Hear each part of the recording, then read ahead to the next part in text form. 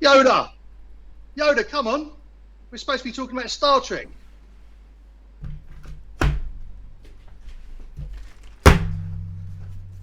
What? What? Star Trek. We're talking about Star Trek. You're late. What are we talking? What are we talking about with Star Trek? What? I had 4 hours of Star Trek. What do you want to talk about Star Trek for? Picard. I want to talk about Picard. Ah!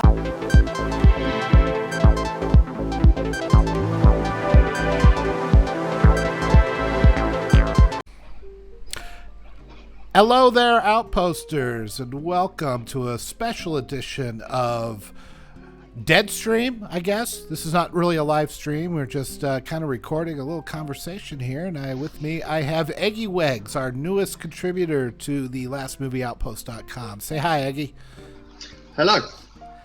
So, Eggy is one of the few that has subjected himself to the torture of actually watching any of this Star Trek nonsense that is out there right now, which is nothing like the Star Trek that we grew up with. And I have been writing, I wrote 2 episodes reviews of Picard, and by the 3rd and 4th episode, I just couldn't anymore, because there's only so many ways you could say it sucks. And what I wanted to do was, I mean, we all know it sucks, and I'll have a few examples here from the latest episode to give you an example of the stupidity and the current year politics. But after that, I want this to be kind of almost a psychoanalysis of what the hell, why do these people think, or what are they thinking, or how does this inform their, because and the actors and the characters, obviously they aren't real. They say whatever is on the page. So this all comes from the writers, the showrunners, that kind of thing.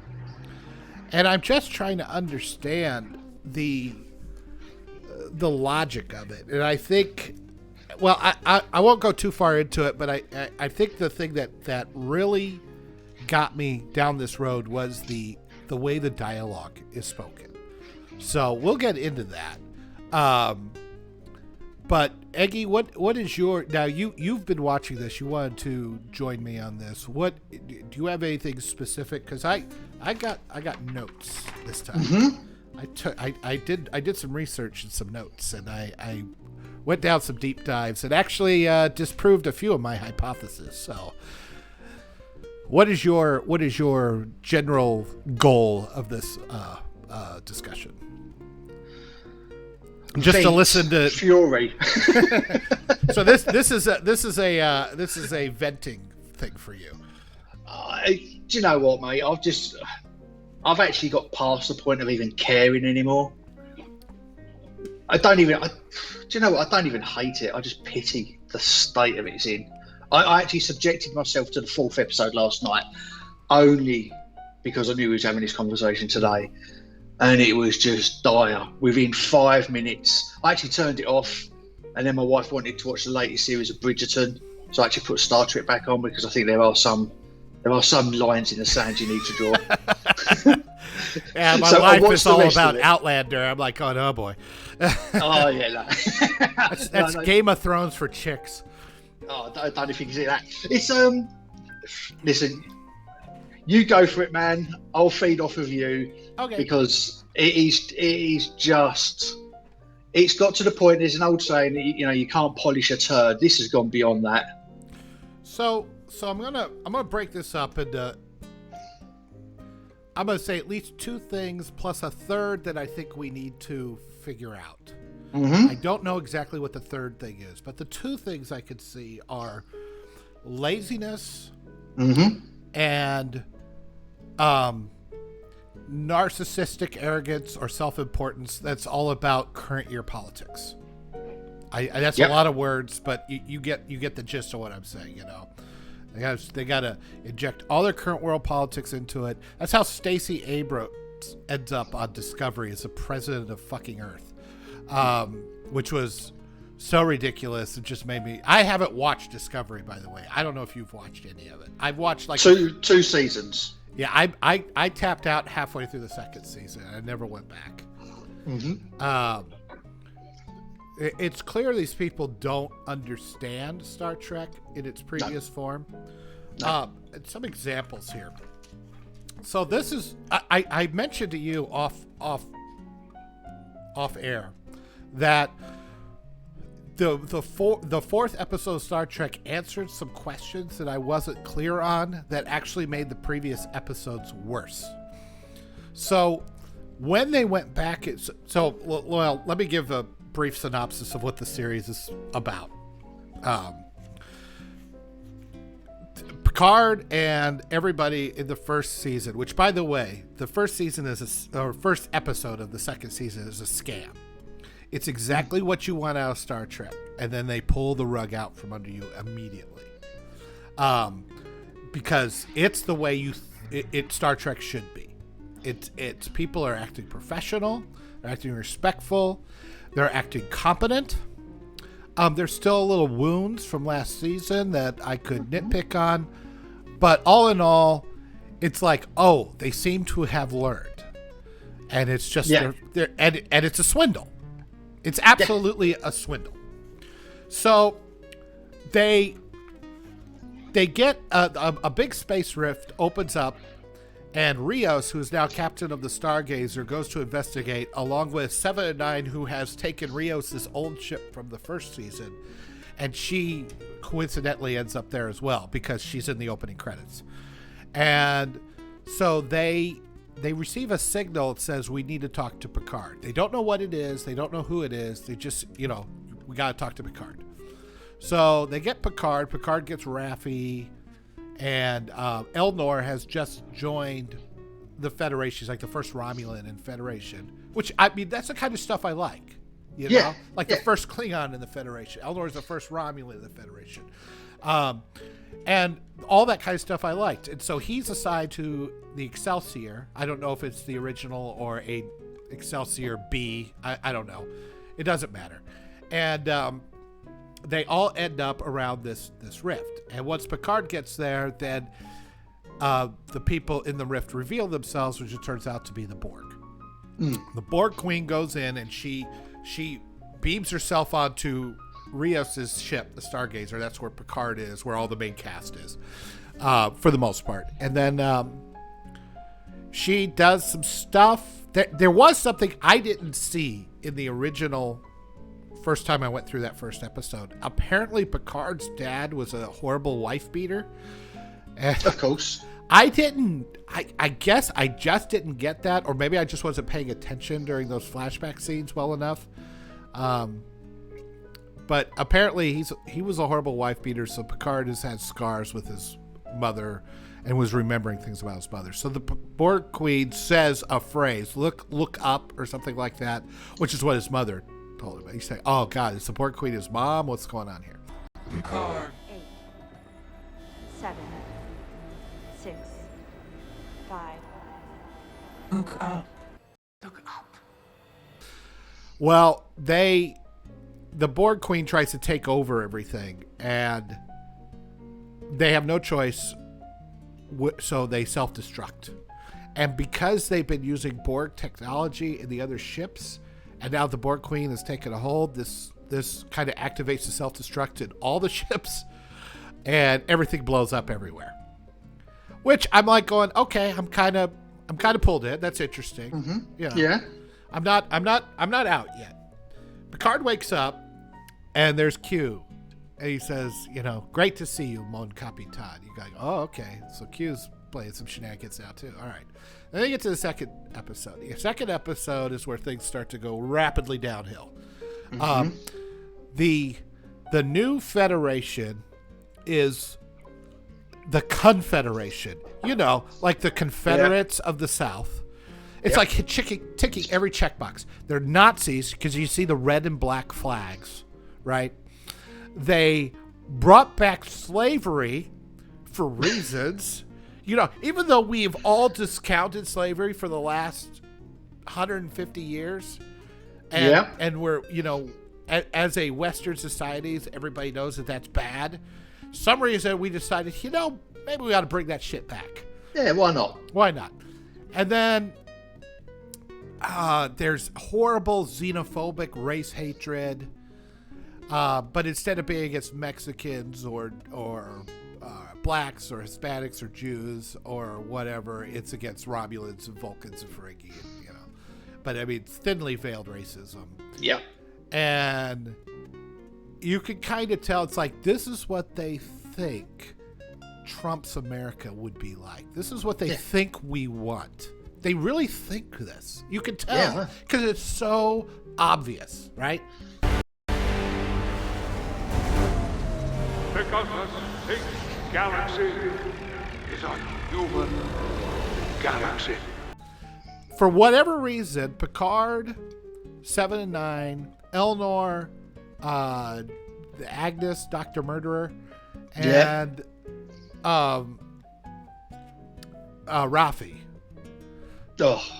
They all remember before the time fractured, before all this happened, and Rios. So they all get together. They manage to figure it out, get together, and they decide to go back in time and stop whatever it was that split the timeline. That, to me, is a bog standard Star Trek plot. That didn't bother me. What bothered me was that the results of the time fracturing were so obvious and stupid. So they go back in time, and before they're able to hit the go back in time button, one of the bad guys from the Confederation beams aboard and shoots Elnor and kills him. He doesn't die until the next episode, but that's it. Don't forget, you've missed out that they need the Borg Queen, who's being held prisoner. Oh, that's right. Yeah, they to need travel to get back. the Borg, because they had Spock to travel back to the whales. That's it. But they did not have. They needed somebody who could do those kinds of calculations. The Borg Queen was. And to be honest with you, again, that kind of setup doesn't bother me. No. Fine. Bring back the Borg Queen. She's going to inject some drama. She's going to inject another obstacle that they're going to have to deal with. Is she working with them? Is she working against them? She clearly has lost the entire collective. Mm-hmm. They've all been destroyed by the Confederation. I mean, if you're trying to make this look bad, but they're able to wipe out the entire Borg, you're really kind of contradicting yourself there, because they seem to be able to get the job done. Let's just say that. Yep. That's the kind of stupidity that I think of. So they end up back in time. So their ship. This is where I'm going to get to the examples of complete and utter stupidity. Go on. So they end up back in time, and kind of like once they're there, they're like, okay, we're having problems with the systems. We're gonna crash. Okay, fine. It's like, well, we can't crash in Los Angeles. It's like, where are we gonna crash? He goes, home. Where are you taking us? Home. Yeah. And I'm thinking, home? He can't mean France. I mean, I assume that's what he meant, but I can't mean that because they're doing everything in Los Angeles. So I'm thinking, well, maybe he meant San Francisco because that's where Starfleet headquarters is or something. I was like, they can't be that stupid, can they? Yeah. And then I get to episode 4. Now they beam the people from the ship. The reason why they crashed in the middle of wherever they did, which I wasn't clear on at the time, was France. The reason they crashed there is because they wouldn't be found. Yeah. It was in the middle of nowhere. They beam everybody over to Los Angeles. Then they have communication problems because there's no relays because of line of sight. So you need satellite relays to communicate to people. But you can apparently beam people from France to fucking Los Angeles. In broad daylight. In broad daylight, no problems. And then the whole reason they ended up in France to not be found because they needed to be, not found. And then in episode 4, it's like, oh, wait a minute. Just turn on the cloaking device. I'm like, you had a fucking cloaking device? Oh, no, yeah, magic. Woo. Why didn't you just go to LA then? Why are you in France? I mean, that's just the level of stupidity. Yeah. Then I go, you're contradicting yourself as you go through this. And the reason why they did is because, well, we need the Borg Queen to fix the transporters. and we need the transporters to bust, and we need them to have communication problems. So they logically say, if they're in France, they're going to have communication problems because there's no relays. Okay, I get that. But then there's no way you're going to beam somebody to LA from France. Yep. And they've got a cloaking device which must be using so much energy. But if you had the And yet they cloaking can't device, even communicate. but it's like Star Trek 4. If you have the cloaking device, then why are you in France? Well, at least in Star Trek 4, they parked in a fucking park. But it was They just invisible. parked in the park. Yeah, they parked in the park. It's like, But it we're wasn't- invisible, don't worry about At it. least it was invisible. Yeah. You know? That see, I kind of bought that. It's like, okay, but you can't see the ship, so nobody knows it's there. And people aren't going out that far into the park. I mean, and, for a few days, you might get away with it. Yeah. Which is all they were there. But they have the cloaking device. They establish that they have to go someplace where they can't be seen. Then they establish the cloaking device. I mean, look, I don't want to go on and on about this. The point is that is a prime example of the stupidity and of the writers not talking to each other and not, understanding how this technology works and having, because it's more important to have a dramatic scene or to put in manufactured obstacles so that we can have Raffi and Seven driving around a stolen police car for no reason. Oh, fuck, mate, yeah. Do you know what I think it is, though? I don't think it's the fact that... I think it's because the people that are in control of all these scripts and everything else, they're so terrified of saying no to one another or objecting to something. If someone comes up with an idea, they all just sit there and they all probably like clap like seals going, oh, that's a great idea. When secretly inside they're thinking, well, hold on, that's not logical because we've just done blah, blah, blah, and blah. Right. There's nobody in charge Because of continuity to veto any of this shit. Because they don't want to upset one another and they're all too busy clapping each other. Go, well, that's a great idea. If your When normal people showrunner- would go, that's shit. If your showrunner is somebody who puts out that edict that we have to stay consistent, we have to have logical reasons, and we can't step on each other, then the writers would have done that. So you got to blame the showrunners for they have the veto power. They're the ones that are doing this stupid shit. And who's the showrunner for at least all 4 seasons of Discovery and is pretty much in there for Picard. I need to look that back up because I kind of looked at Discovery, but I think it's Kurtzman, Alex Kurtzman. It's Kurtzman, yeah. He's certainly the end-all, be-all. He's the Rick Berman of it now. Yeah. But he clearly doesn't care, doesn't understand, doesn't give a shit. It's more worried about his nonsense. Yeah. The second stupidity that tells me that they're lazy and they don't understand Star Trek is that they've never watched Star Trek. No. How do I know that they've absolutely never watched Star Trek? Because Guinan doesn't recognize Picard. Do you remember the first time we met? Of course. Don't be so sure. I just mean, if you don't go on this mission, we'll never meet.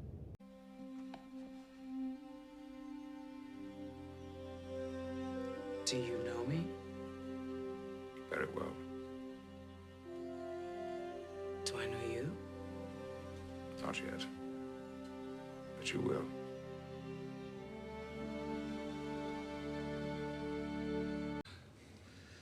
You know an awful lot about me.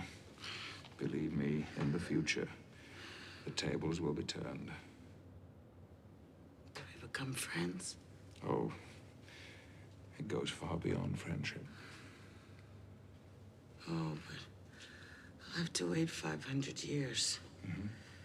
And when we meet, I won't even be able to tell you about this war. No, because for me, none of this will have happened yet. And I hope that you can help me. I don't know you. I don't want to know you. Who the hell are you, old man? My name is Jean-Luc Picard.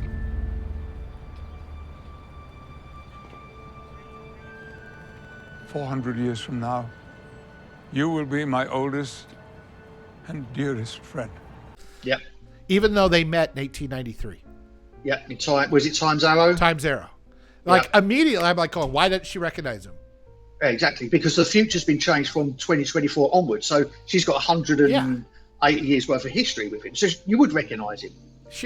Well, I mean, she remember the reason why she remembered him and found him in the 24th century is because she met him in 1893, and that was so impactful to her that she would absolutely recognize Picard. You say, well, he's aged a lot. And it's like, yeah, that would make sense if Picard didn't look like he was in his 70s when he started the show in the first place, you know? He doesn't look all that different. You know, it wasn't like he lost all his hair in the intervening time and really, you know, some people really change when they get old. He went up to 70 immediately and then just kind of stayed there forever. And yes. His voice lets him down now. Yes. Apart from that, he's still the same dude. Well, Patrick Stewart, I'm finding, is just as much of a dumb actor as the rest of them, you know? Just to deviate quickly, I now regard Patrick Stewart in the same category as I do Mark Hamill. With the fact that Mark Hamill signed on to destroy Luke Skywalker, and people always go, oh, he had a contract. He had enough pulling weight to say no to some of them scripts in The Last Jedi. And Patrick Stewart has willingly signed on for this. And has absolutely destroyed Picard's character. Hamill came on and he said publicly, I told, who's the guy that directed it? I can't remember his name. The last Johnson. Ryan Johnson. Rian Johnson. He told him, he says, I disagree fundamentally with everything you're doing. Well, why do you do something about it? When I read 8, I told Ryan, I fundamentally disagree with virtually everything you've decided about my character. Well, exactly. I mean, you're just a coward. He did nothing. Yeah, he took his paycheck. He thought, I'm back in the limelight for the next decade. Happy days. He could have said, look, without Luke Skywalker, there is no Last Jedi. So unless you change this, and I'm not sitting there suckling green milk from a big space walrus's tits. I'm just not going to be doing it. Harrison Ford would have bloody well done it. Yeah. So, and I regard Picard, I regard Patrick Stewart in exactly the same vein. He sold us out. He did. They both did. And you know, when I see Hamill putting up this stuff, like he put up a tweet that said gay like 17 or 27 times because of the don't say gay bill in Florida. I was like, okay, there's only two options here, Hamill. You didn't read the bill, or you did read the bill and you're a fucking liar. There's no third option here. No. So you pick. You're either incompetent or you're an evil liar. I mean, there's yeah. I will, you know, it's 50-50 because the laziness that I see here and the general groupthink that they have in Hollywood, it could be 50-50. Yeah. Speaking of the lazy political stuff, I'm going to do one more example of that. I don't want to dwell on all this stuff. I just want to give you examples of where these mindsets are coming, and then we'll dig deep. Guinan is really upset about all the racism in 2024. Humankind will change. You must be patient. You know who has the luxury of patience here? Someone who looks like you, and not like me. But the hatred here, it never ends. Just swaps clothes. This century took off a hood and put on a suit. Even though she lived on Earth as a black woman in the 1800s. Yep. So she's very upset about how bad it is. I'm like, really? Is it really worse than the 1800s? Is it? That's just lazy bullshit. That's just people who don't ever read history. And then she's like, LA is terrible. Everything's a hellhole. I hate, everything has gone bad here. LA is bad. Everything's bad. Everything's bad. It's like, you do know, writers, that the people you vote for have been running LA for the past 4 decades, right? Yeah. At least. There hasn't been a Republican near California in decades. Why are you blaming Trump, who was in for 4 years as president recently, for the hellhole you've created for the past 40 years? Yep. But they don't think that way. I mean, that's just the arrogant, lazy, I need to change the world and I'm right attitude. Yeah. So my hypothesis was, I'm going to go through these writers. I mostly went through them on Discovery, but it's all the same for Picard. I didn't have time to go through all the writers on Picard, but I wanted to. But Discovery has a longer track record. It has the same. I mean, when I see Stacey, and those of you who don't know who Stacey Abrams is, for you guys in the UK, she ran for governor of Georgia. She lost, and she's been whining about it ever since, saying it's been stolen. She's the one who took a picture in front of all the kids in the elementary school, the teachers and everything, and everybody had to have a mask except her. And she whines a lot about masks. You know, she's your typical full of shit, hypocritical politician just trying to grab power. Her personal finances, I think her net wealth is something like, has become tenfold since she's become very vocal about it. Her only experience, really, she was in the state house, I think, or the state senate, one of the two, and she wrote a lot of trashy romance novels. So how does she? So that leads me into, how does she end up on Star Trek? And how do these people write this stuff? Who are these people? So my hypothesis was, we got a lot of dumb millennials here who don't know anything about history. So I went through all the different writers and looked at their Twitter, because I think they're more honest in their Twitter. They forget sometimes. They blurt out their id. The Twitter is your id. It is your most emotional, least constructive self. Right? Yeah. Which is why Twitter is a cesspool. It's not just a cesspool, it's an emotional, it's the id of humanity. And it's nothing but raw emotions just blurted out in 260 characters or whatever it is.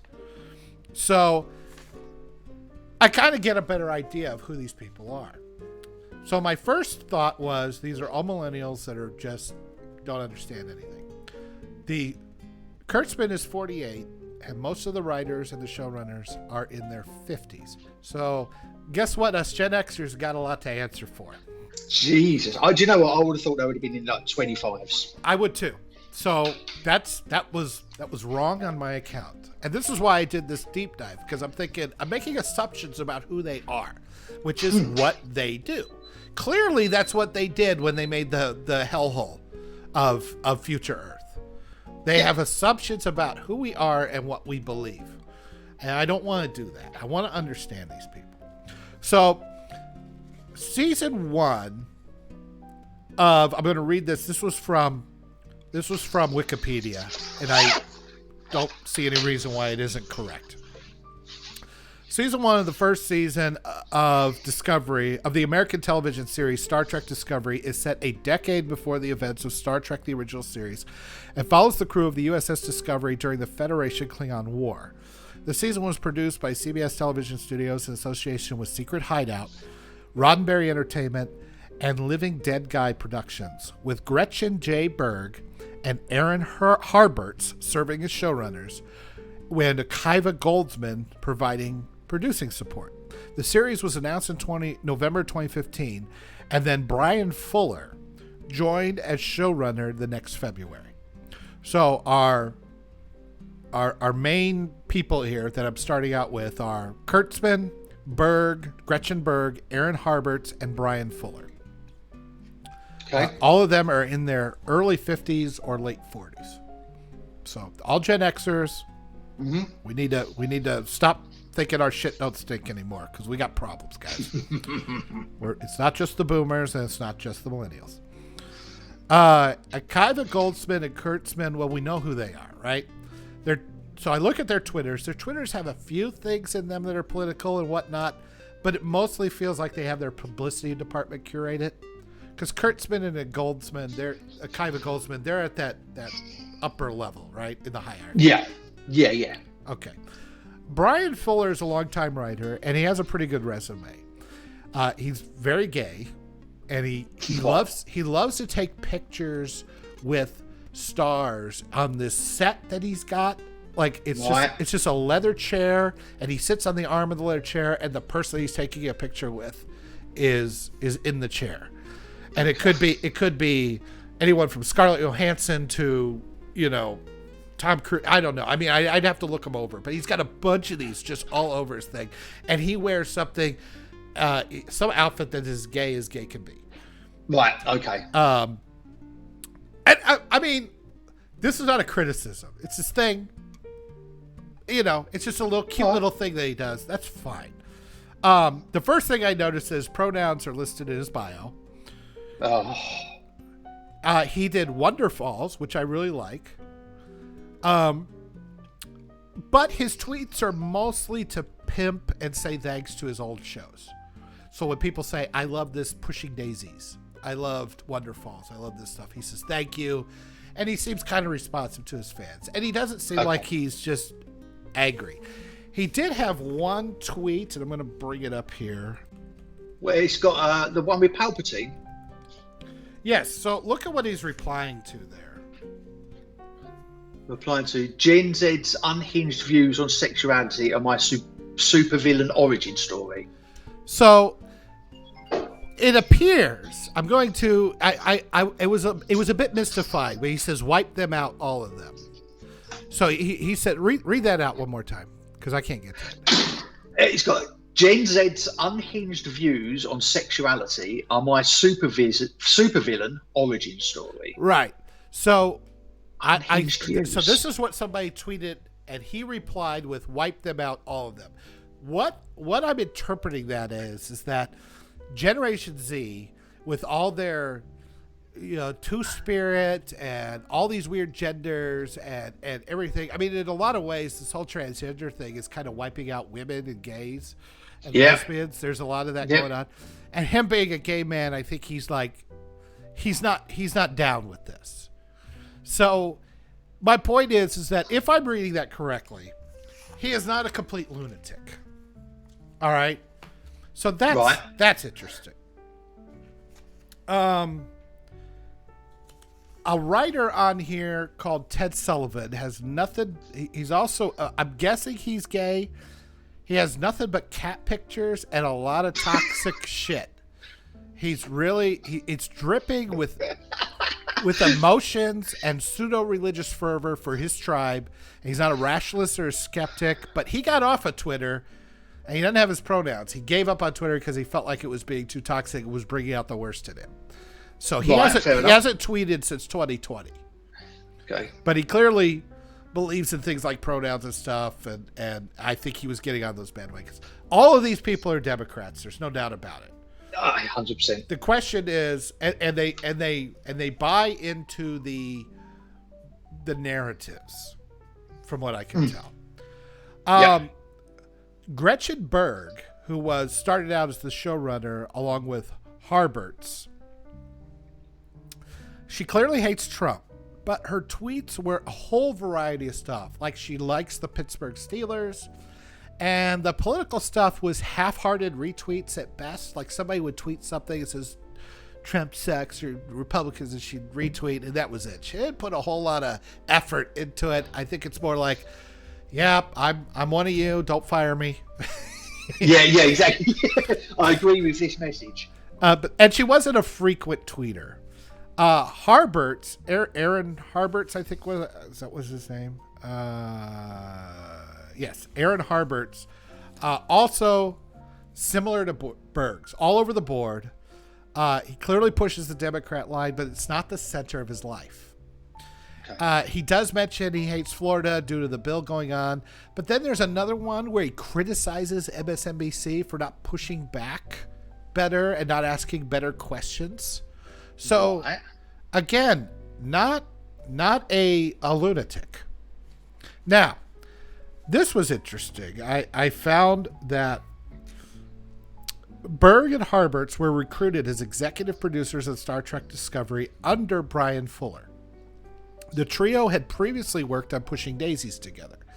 Now, I've only watched a little bit of Pushing Daisies. I think the concept of the show was a guy could touch somebody or a woman, I can't remember, and they could come back from the dead for 24 hours before they die again.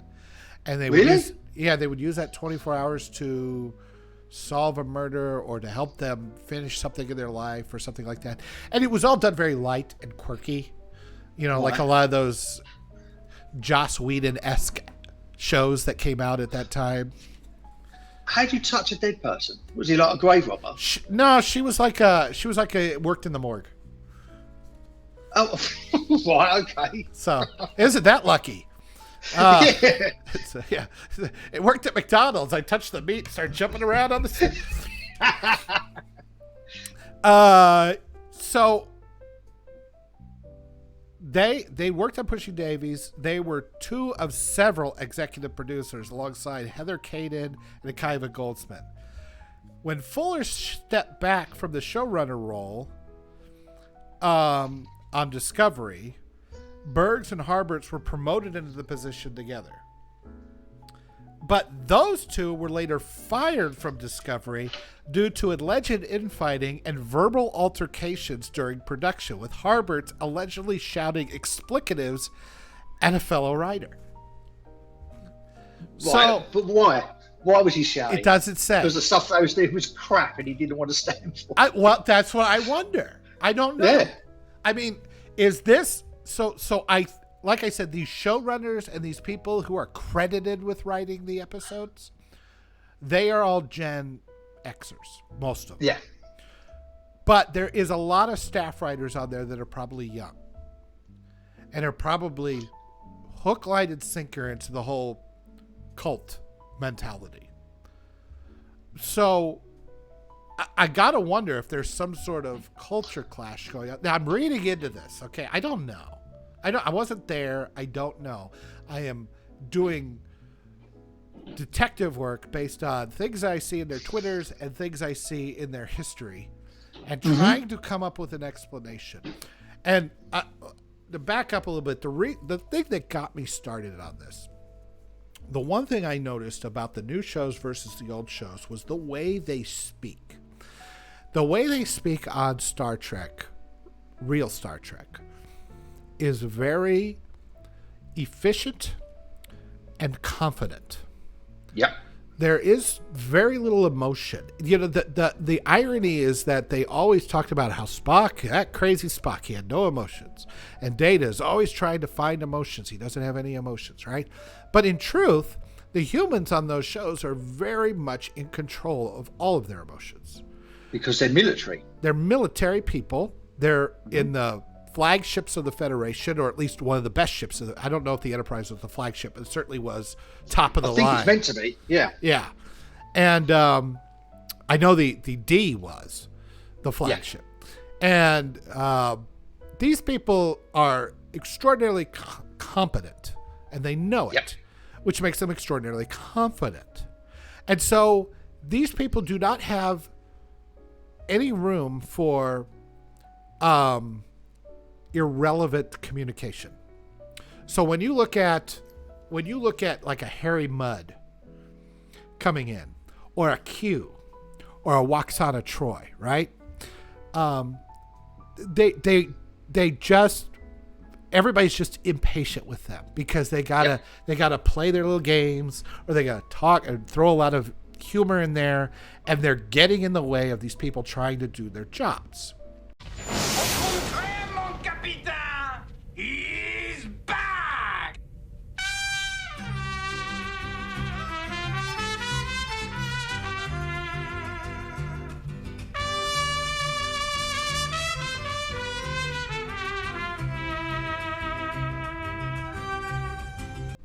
As far as controlling their emotions, the closest I ever saw somebody cheer after a battle in all 40 years of Star Trek up until 2005 was when in Star Trek Generations they destroyed the Klingon ship just before they wrecked the Enterprise A, and Data goes, "Yes!"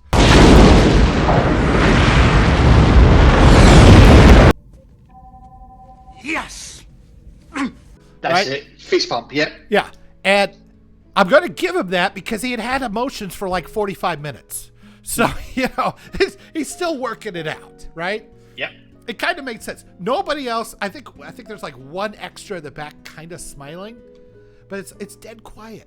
when they win or they lose, they don't blubber and cry, and they don't cheer. They don't act like, I've seen the commercials for the of Michael Burnett just yes and them hugging and crying. And when they speak to each other, it's all a bunch of snark. It's all a bunch of humor. It's all a bunch of gags. A lot of F-bombs. Oh yeah, that's the worst. A lot of unnecessary cursing. Lieutenant, I am dissatisfied with your performance as first officer. May I ask in what way? You continually question my orders in front of the crew. I do not believe this is appropriate behavior. With all due respect, sir, I have always felt free to voice my opinions, even when they differ from those of Captain Picard or Commander Riker. That is true. But in those situations, you were acting as head of security, not as first officer. The primary role of the second in command is to carry out the decisions of the captain. In this case, me. But is it not my duty to offer you alternatives? Yes. But once I have made a decision, it is your job to carry it out, regardless of how you may personally feel. Any further objection should be given to me in private, not in front of the crew. I do not recall Commander Riker ever publicly showing irritation with his captain as you did a moment ago. No, sir. If you do not feel capable of carrying out this role, I will assign it to Commander LaForge and return you to tactical. I would not enter it into your record as a reprimand, simply as a transfer. I would prefer to remain at my current post. Then I expect you to conform to the guidelines I have laid out. Aye, sir. Dismissed. Mr. Worf, I am sorry if I have ended our friendship. Sir, it is I who has jeopardized our friendship, not you. If you will overlook this incident, I would like to continue to consider you my friend. I would like that as well. Thank you, sir. I just don't think you're the right fit for the kind of work we're doing here, so I've requested to have you transferred. Captain, but... This conversation's over. You're dismissed. Right, but... This is the end of the conversation. Captain, if I could... You can't. Right, but I had this as The conversation's over.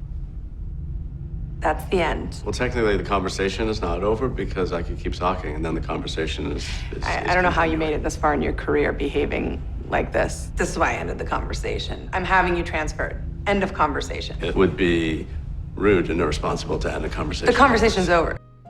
So why do these people speak this way? They speak this way because the writers put those words in their mouth. And why are the writers? Because they sit in coffee shops. They are insecure, unconfident people. They're lazy because they don't do the work to find out the information about how Star Trek works, about the science, about these things. And that goes to my example of the transporters versus the communicators and all that kind of stuff. So they don't understand Star Trek. They don't watch Star Trek. They don't bother to do the research. And I think that people that are not confident in what they say will spray in a lot of unnecessary dialogue, a lot of unnecessary jokes. They'll talk like they're in a Friends episode, right? And that's not what military people, they don't have time or the energy or they have to get a job done, and they have to concentrate on that job, and they cannot waste time on inefficient bullshit.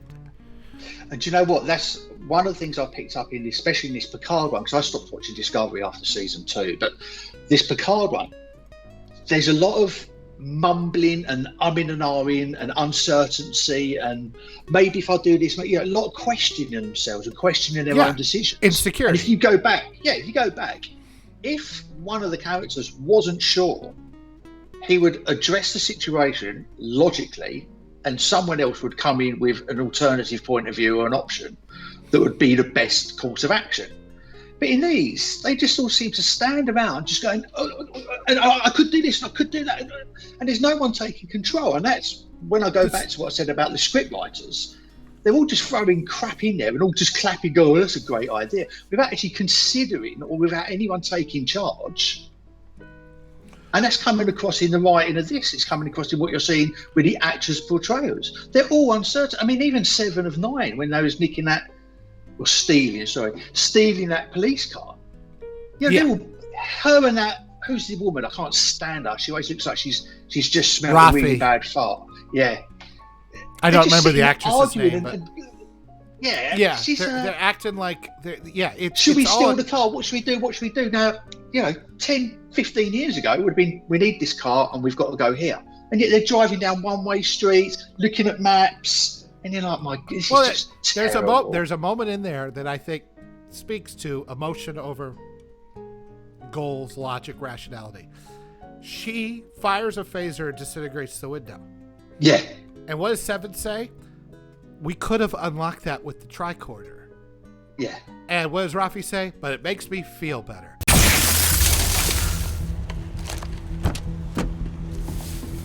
You're not gonna get very far without power, are you?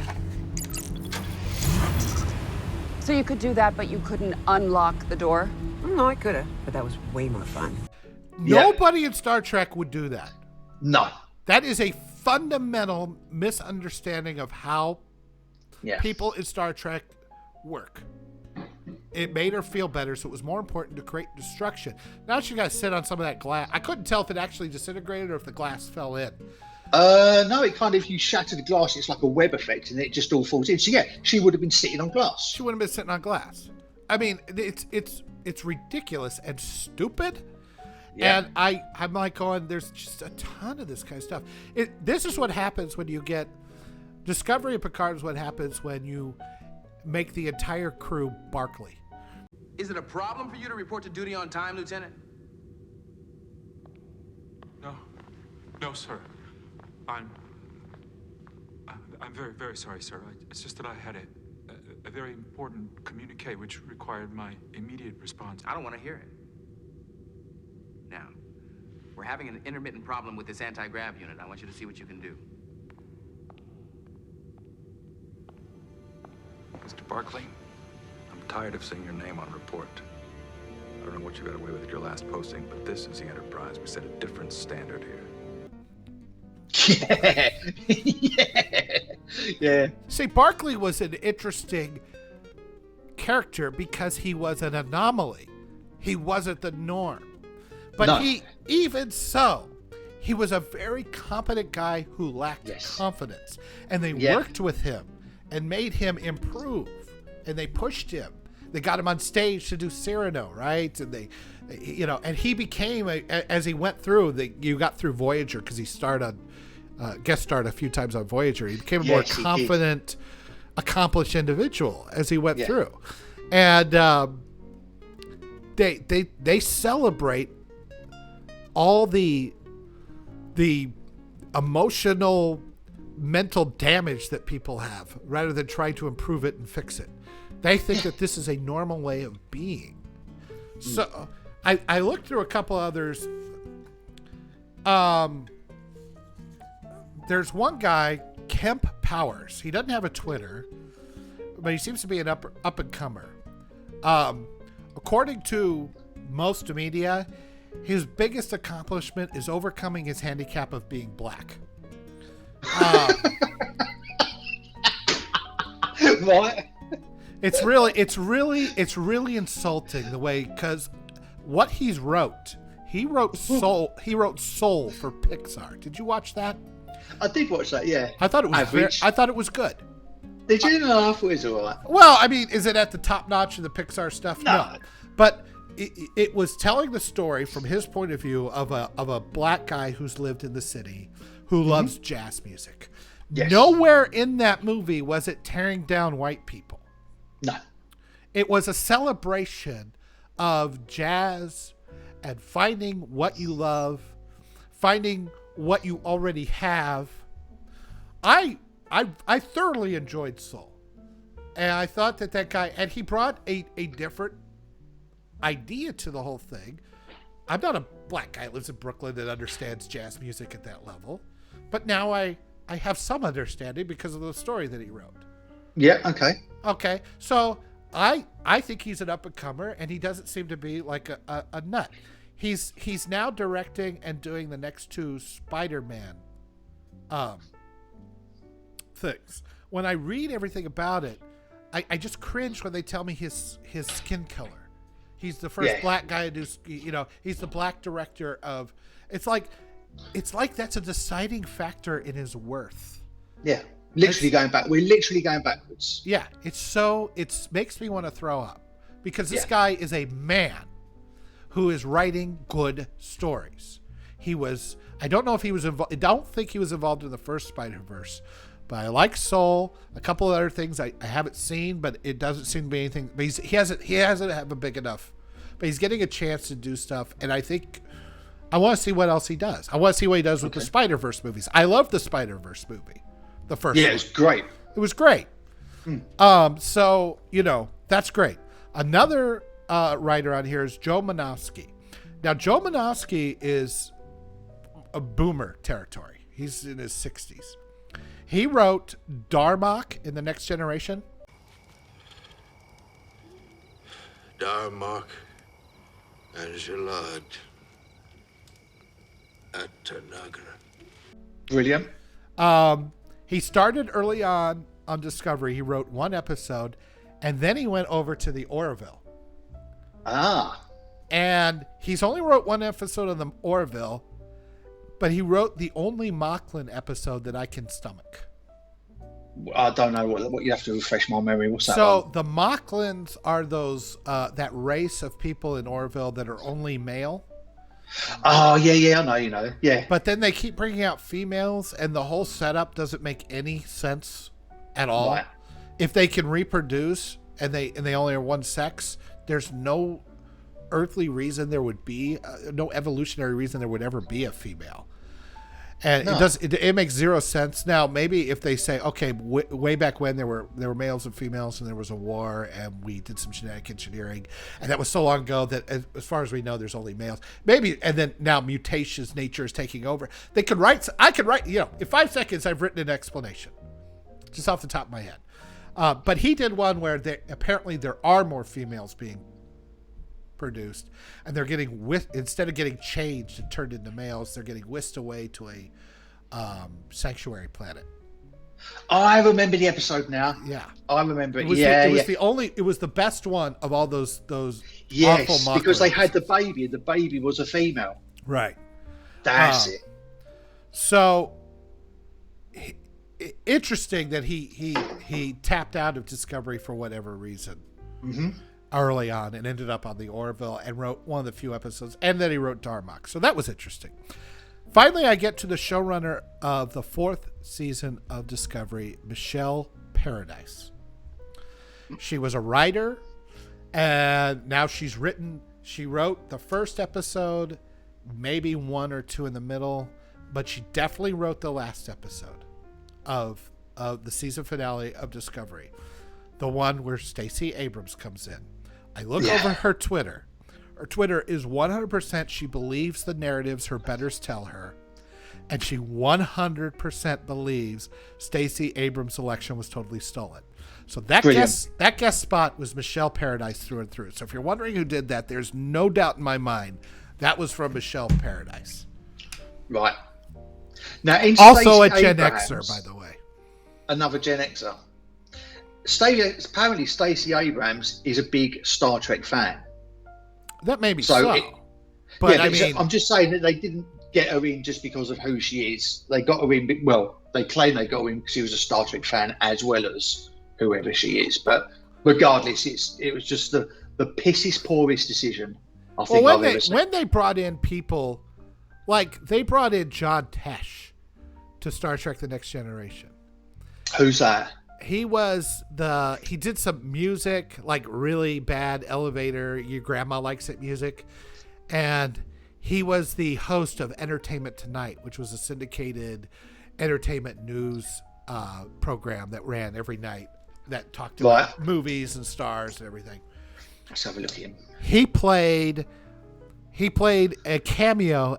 He was a Klingon, a holographic Klingon that had one of the pain sticks, so that when Worf went through his birthday, he took it and hit him with a pain stick. And then I think James Worthy, the basketball player, he played in one episode where he played a Klingon that said like 3 things and just looked angry, which under the makeup it wasn't hard to do. Right. And there's been a few, like they had Mae Jemison as a transporter chief. Mae Jemison was the was an astronaut in the space program, and then I think the first black woman astronaut or something like that. But sweet. Not again. That's not important, but you know, it was the 80s. No, so. but you can understand the significance, though. They went to put a little bit of recognition on it. That's fine. I don't have a problem with that all of these, like when they brought in Stephen Hawking, it was a moment in the holodeck where Data was playing poker. You know, they were all cute, but they weren't like uber important to the series within the universe. But they bring Stacey Abrams on. She's the president of the fucking of Earth. Yeah. Yeah, and she turns up with that, and the door opens, and she's standing there with a smile and her big fag holder teeth. And in case you don't know what a fag holder is, it's someone who's got a big gap at the front of their teeth. And we used to say they used to be able to rest their cigarette in now. Remember, So guys, he's British. He's British, so don't get. This is not the American version of that word, okay? No, but yeah, I mean, she's got the gap teeth because they can't figure out how to fix that in the 28th century or whatever century they're in. And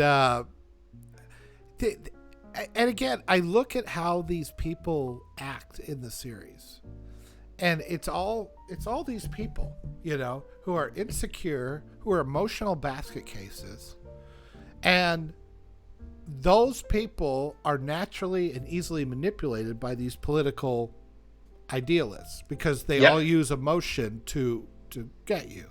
Don't you care about trans people? Don't you care about black people? You don't care. You're evil. I mean, just manipulate the emotions. It doesn't matter what the actual facts are.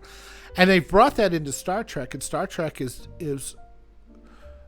the antithesis of that kind of thing.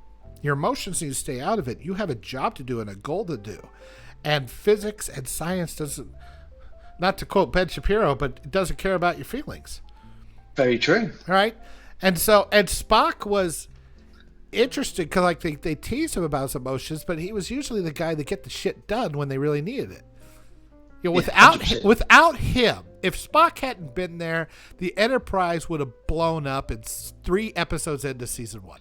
Yes. But also Yoda as well is the fact that whenever, especially Bones, whenever he'd have a quip about Spock's ears or green-blooded or, you know, lack of emotions. Bones was a horrible racist, wasn't he? Yeah, he was brilliant. But Spock would always come out with a one-liner that made Bones look about that big. Yeah. Charlie's very existence proves, in fact, there must be some intelligent form of life on Thasus. He could not possibly have survived alone. The ship's food concentrates would have been exhausted in a year or so. By which time he would have been eating fruits, vegetables, Probes and of Thasus indicate very little And able probes plant have life. been known to be wrong, Doctor, Mr. are you Spock. speaking scientifically or emotionally? Gentlemen, your pulse is 242. Your blood pressure is practically non-existent. Assuming you call that green stuff in your veins blood. The readings are perfectly normal for me, Doctor, thank you. And as for my anatomy being different from yours, I am delighted. Interesting. You Earth people glorify organized violence for 40 centuries. But you imprison those who employ it privately. And of course, your people found an answer. You disposed of emotion, Doctor. Where there's no emotion, there's no motive for violence. Yeah, and that was the brilliance of it. He took it all on the chin. He never, obviously, he's not going to get the ump anyway because he's Golka, but he took it all. He took the insults, but he would spin it round back at them, and he would leave them sitting there going. Oh. Bones was the closest you'd have to emotional and all that, and yet when shit was down, when he had to take care of stuff, he was the best doctor in the fleet, and he would, you know, all that went to one side as he, you know, cured whatever disease he had to cure, or, you know, fix whatever he had to fix. And it was, the shit stops and we take care of this stuff, you know. I will say after your Star Trek video, I watched all the original series again, and I've got to say that Bones gives up too easy.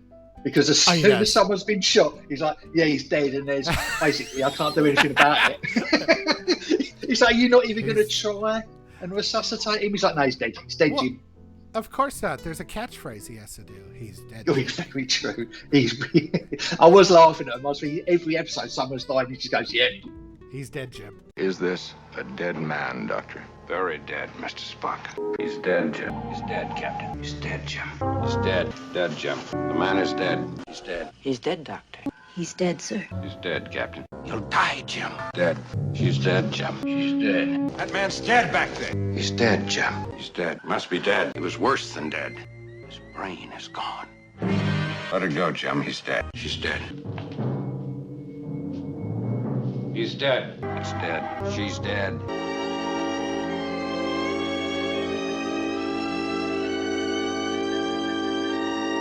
He's dead. He's dead, Jim. She's dead, Jim. She's dead. He's dead. Let us hear it for our poor dead friend. Well, to be fair, I mean, when every cell disrupts in your body and all the salt is gone, you're gonna have a hard time.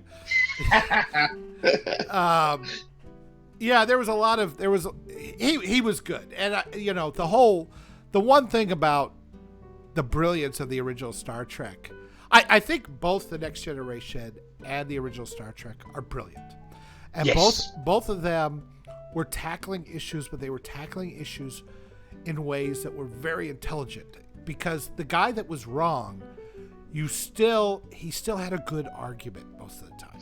They put effort into why if a guy's going to be wrong, why is it? Is it just because, oh, I'm crying right now, that's why you're wrong? You know, it was like the most ham-fisted one was probably the dudes with half white, half black faces. Oh yes, yeah. The Riddler from the original Batman. I don't know the bloke's name, but Frank Gorshin. Yeah, and they're like, he's been chasing him for like thousands of years, and they blow up their entire planet, and you have no idea why they think this way. You can't really figure it out. And granted, yes, racism is irrational and stupid, but there was no underlying explanation. It's just like, No. I think Gene's telling me racism is bad. I think that's the message here, you know. But do you know what they did as well, Yoda? Is they looked at the times they was in, and they realised the problems that they were facing at the time with humanity, even in the Next Generation stuff, and they would use the problems of today, and they would visit a planet, and who were suffering the same problems that we're suffering from today. But because the characters in Star Trek are 200 years in the future, they would tell the planet how they fixed the problem and how they got out of it. So it's kind of explaining to the audience, and look, we know there's racism and everything, but this is how we can overcome it. In these new Star Treks, it just they seem to be content to wallow in self-pity. They do. Where Kirk would go down there and start reading the Constitution to him. Well, do you know, you talk about, there was one with Abraham Lincoln in the original series. Yeah. And he's on board and he's fascinated and everything else. And he sees Uhura. And they go in full dress uniform. Yeah, they greet him with full dress uniform. They give him the respect he deserves. Hey, man, it's Lincoln. They do. It's like, but it's he not sees... Lincoln. It's like, shut up. Yeah, for now he is. But even Kirk said that, didn't he? He said, we know it's not, but we, at the moment, we've got to give him the proper protocols. But in that episode with Lincoln, he saw Uhura and he called her a negress. Oh, yeah. And she just looked at him and he went, my God, I'm so sorry. I'm just, obviously I'm out of touch or whatever he said. I can't do it word for word. And she turned around to him and she went, it's no problem, Mr. President. We've learned long ago not to fear words. Yeah. Mr. Scott. What a charming negress. Oh, forgive me, my dear. I know that in my time some use that term as a description of property. But why should I object to that term, sir? You see, in our century, we've learned not to fear words. And I just thought, do you know what? That was 60 years ago. And we're now in 2022, and you can't say anything. We fear words more than we ever have before. It's pathetic. It is, and these writers to me are the ones that fear words. Now, did you see? We and I will put a link to this. So look down in the description. But there's a channel that I just subscribed to, and it's from it sounds like an ex-Hollywood producer or. I forget what his role is, but basically he said his role was to to lie to the people that made the movie or the show, and lie to the studios that were funding the show, so that we could get shit done. That was his job. That's right. That's right. Sean mentioned it, didn't he? Yeah. He talked about why everybody hates Kirk now. And he says, because Kirk would go down to a planet that's a utopia. Like, I'm thinking of the one, The Apple. Not a great episode, right? But everybody, it's like a Garden of Eden kind of thing. And It's like this big dinosaur-shaped cave. Yeah, it looks like it's made out of paper mache. Yeah, and that's Vol, and they all worship Vol, and they have to throw food into the mouth for reasons. And but otherwise, the place is a utopia. I mean, except they have no real free will. But it's there's no crime, there's no problems, they're all innocent. And Kirk will come down and basically say, "Fuck this," and destroy the computer. Or talking into committing suicide, whatever works at that particular time. He was the apple, so to speak, was the apple, literally yes. the apple that brought knowledge and free will to people, rather than being slaves to some overlord. And that was the essence of, especially the original Star Trek. It was a very American show that says freedom over safety, freedom over security. And this guy kind of went to, and that's why these millennials, these younger people, or these leftists, whatever you want to call them, obviously some Gen Xers and stuff, that's why they hate him. They feel that all they talk about is safety, feeling safe. I don't feel safe. Your words are violence. There's a lot of this, and I'm trying, again, the politics and the things that we see them supporting or not supporting are a result of this emotion-based thinking. Is what I'm trying to get to. We know what they're going to vote for. We know what they're going to support. We know they're crying about this, that, and the other thing. The question is, why are they so weak? Why are they so insecure? I know that my grandparents grew up. My grandfather was born in 1908. So 5 years after cars were pretty much invented. 5 years after the first flight of Kitty Hawk, right? So he went through 2 world wars, a depression, Korea, Vietnam. He died in 1995 at the dawn of the internet. He saw, like when he was a kid, horse and buggies were still the norm, and he saw man land on the moon. He saw the sat. I mean, I think of the changes in our society, the disruptions of all our society that he saw throughout that time. And as we went through the 20th century, life got easier and easier for each successive generation. So I grew up very similar to the way I live now. I live in a reasonably nice house in a suburb in Kansas. I did not have any problems with food or shelter. I never had to kill or grow my own food. I never had to worry too much even when the economy was bad, it was never like depression bad. I never had to worry about going to war. The worst we had to worry about as Gen Xers was the possibility that everybody hits the button and we all die. Yeah. Which was not nothing, but it was still an abstract that didn't really affect my day. It didn't stop me from going to McDonald's. No. Right? I had fast food. I had everything and now I got all the entertainment, everything at the touch of a button. And those kids never even had to grow up with a rotary phone now. So we're in the safest, most abundant, easiest time in all of human history. And conversely, these people are the most insecure, lazy, and frightened of people in all of human history. And I find it ironic and contradictory, but I guess it's human nature. I don't know what to think. We need the hard times to make us not. Well, there's that saying, isn't there, by the author? I've just looked it up because I used it for a post by Michael Hopf, Michael Hopf. Hard times create strong men. Strong men create good times.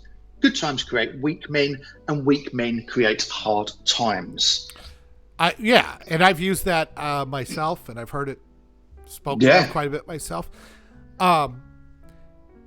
There, I'm trying. The things I see with these writers is they're clearly lazy because we've illustrated that out. They don't understand Star Trek. They don't understand. They wear Star Trek like a skin suit for all their emotional baggage, all their insecurities and all that, and they plop it on the page. And that's why Michael Bergman is crying or cheering, and why they're making snarky comments all the time like they're in a coffee shop, and why they're using the F-bomb inappropriately. Yeah. And I like to make comedy, I like to make jokes, I like to do these kinds of things, but I mean there's time and a place for everything, and it's not real or anything, but the bridge of a starship where you could, there's a good chance you could die. You're out there in the frontier.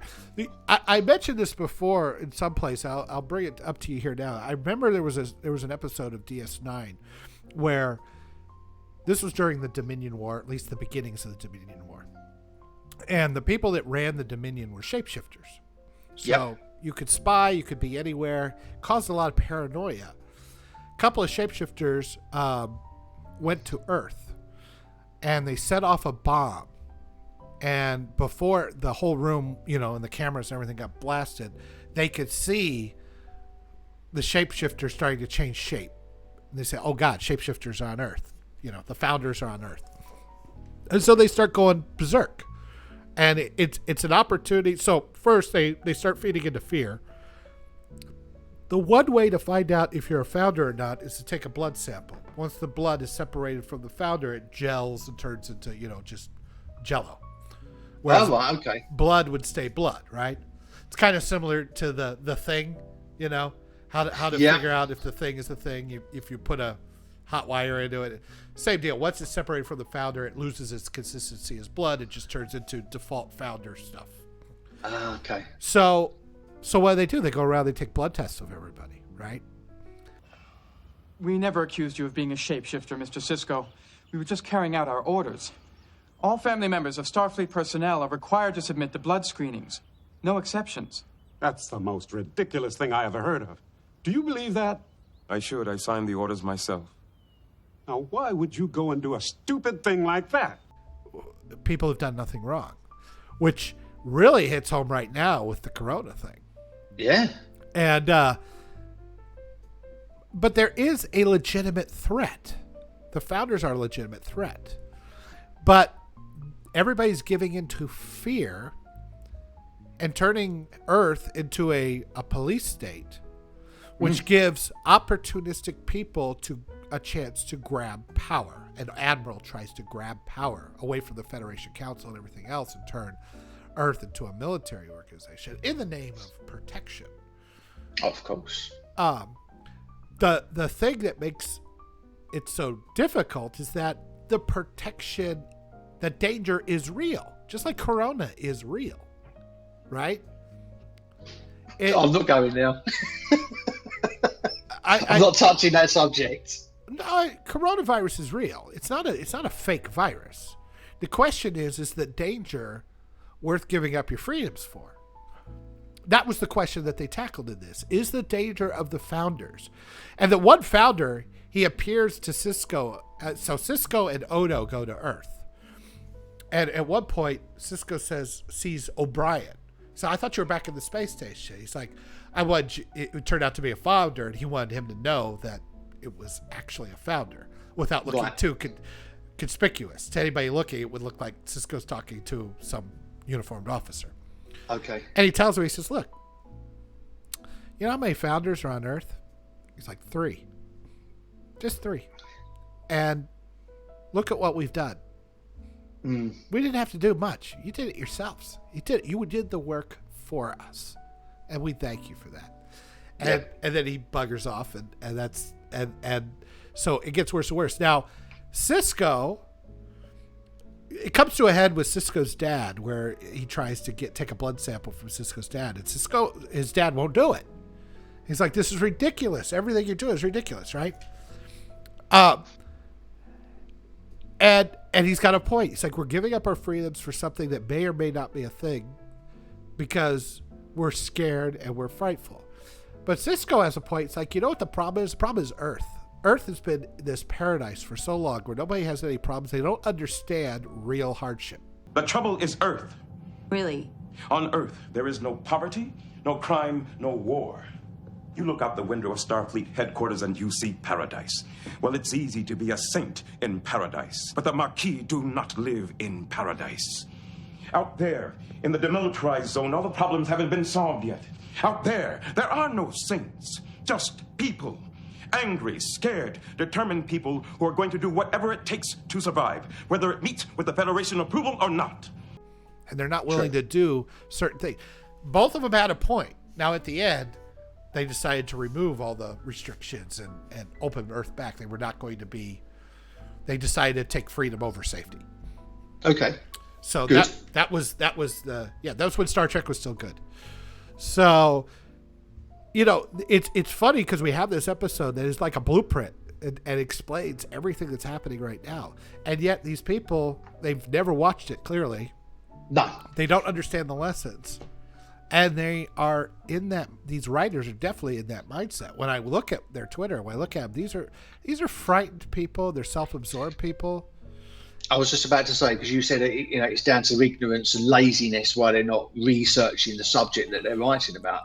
My opinion is the fact it's fear and weakness of mind, because they know what the truth is, but they don't want to explore it because they don't want their worldview shattered by reality. You know, that's a good point. Do they know what the truth is? They know. Yeah. You can't not know what the truth is. You can't look at the level of corruption in the world going on at the moment. You can't look at the whole... I don't know if you can say the word. Denial is powerful. On YouTube.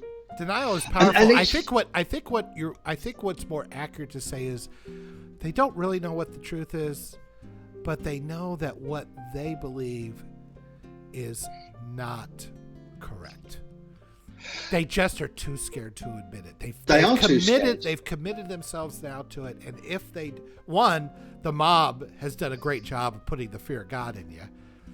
Mm-hmm. They've seen their friends and colleagues get ostracized. Yep. And so that fear is there. And two, they can't put their finger on it because they've never really learned the correct or the why it is correct. These shows that we've watched, these stories that we watch, we learn about our baked in Western values from all these shows. One guy, he was saying, I don't know a lot of classical music, but I know these classical tunes because I watch Looney Tunes. Yeah. Right? Right. Yeah, I know a lot of Shakespeare because I watch Star Trek. Right? The foundations and the underpinnings of Western society were all put into all of our shows and our, Of course. Even if they didn't know it or if it was done subconsciously, that's the part that's being stripped away. And it's and we're giving into, and I think so many people are giving into fear and laziness and it's fear. It's fear of losing stuff instead of nobody cares about losing your character. That's a problem. It's the fear of reality. I mean, these people live on social media. Again, I don't have any social media. I can't stand the place, but you look at Facebook, you go on Facebook, and there's always people showing about how wonderful their lives are, and look at this, and look at that, look what I've got, look at everything else. When in reality, and I know this from experience, from people I see over the pub, they portray that they live in this perfect, perfect husband, perfect wife, perfect children, perfect job, loads of money. How boring. I know in reality that is so far removed that it's just ridiculous. And then you go on Twitter, these people spend their lives on Twitter and everyone's shouting the same thing, there's more than two genders, blah, blah, blah, blah, blah. And yet when they're faced with reality, when you ask them questions, go, well, when you challenge these people with logic, you're blocked. They've up in arms and they start shouting and raising their voices and, and it's a case of don't make your voice louder, make your argument better. But you can't do that. You can't do that. You can't make the argument better. Yeah. I've had it with the whole coronavirus thing, Yoda. I've had many people believe everything. I mean, BBC is a big problem over here. I've had many people watch the BBC and say to me, well, we've had 700,000 deaths today. And then you're like, well, actually, if you look at the charts, and I'm not going to go into it, but if you look at the charts, it will tell you that the national average of these people is 82 and there's underlying health conditions. And they get really nasty about it. And like, well, who are you? You're not a scientist. Who are you to challenge what the news tells me? Well, and then it's like, well, that's kind of like our stupid Supreme Court justice. Do you know what a woman is? She's like, I'm not a biologist. I'm like, what the fuck? Yeah, unbelievable. I'm like, yeah. It's like, is this a cheeseburger? Well, I'm not a cattle rancher. What? Yeah, exactly. It's just, it's insane. It's fear. How afraid are you? And I'm telling you, that was fear. That was pure, abject fear, because she's in the left side. And if she answered that question definitively, because, I mean, they asked her about Roe versus Wade. She's like, that protects a woman's right to choose. It's like, but you can't tell me what a woman is. Yeah, exactly. Make your mind up. How could you say that? So, I mean, and again, I don't want to get into all the edges of the political results that we get. I'm talking about how they think. And they think, fear and laziness are the top two. Yeah. And the third one, I think, I asked, what is the third one? Where does it all come from? And I'm guessing, I don't know. I mean, it's in the end, it's really fear and laziness. They're too lazy to actually do the work. Mm-hmm. They're too scared to find out the answer.